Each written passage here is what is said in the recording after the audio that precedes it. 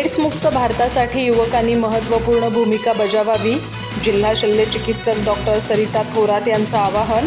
युवा दिनानिमित्त red run marathon. Abhijit Devkate, Snehal Kharat प्रथम.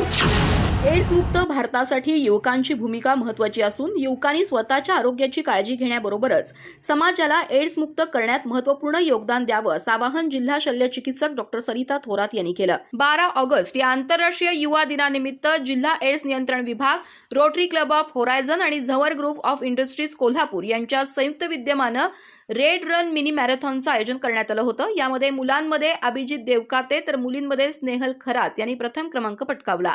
यावेळी बोलताना डॉक्टर सरिता थोरात म्हणाल्या, HIV संसर्ग रोखण्यात युवकांची जबाबदारी मोठी आहे. नवीन HIV संसर्गितांची संख्या शून्यावर आणण्यासाठी सर्वांनी प्रयत्न करणं गरजेचं आहे. एड्स मुक्तीसाठी रोटरी क्लब ऑफ होरायझन आणि झवर ग्रुपसारख्या संस्थांची भूमिकाही महत्त्वाची आहे.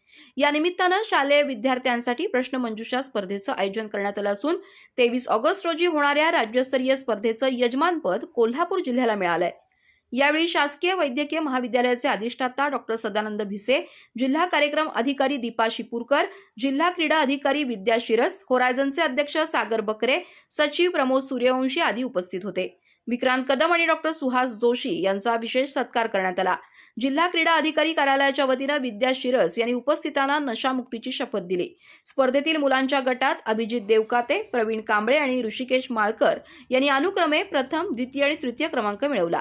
मुलींच्या गटात स्नेहल खरात, सुकन्या शिवणे आणि विनम्रता पांडे यांनी अनुक्रमे प्रथम, द्वितीय आणि तृतीय क्रमांक पटकावला.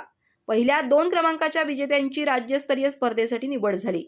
यावेळी ॲडव्होकेट संदीप पवार, मकरंद चौधरी, कपिल मुळे, विनायक देसाई, संदीप पाटील, राजेश गोधडे, दीपक सावंत, संजय गायकवाड, क्रांतिसिंह चव्हाण आदी उपस्थित होते. सूत्रसंचालन विनायक देसाई यांनी केलं तर आभार रोटरियन प्रमोद सूर्यवंशी यांनी मानले.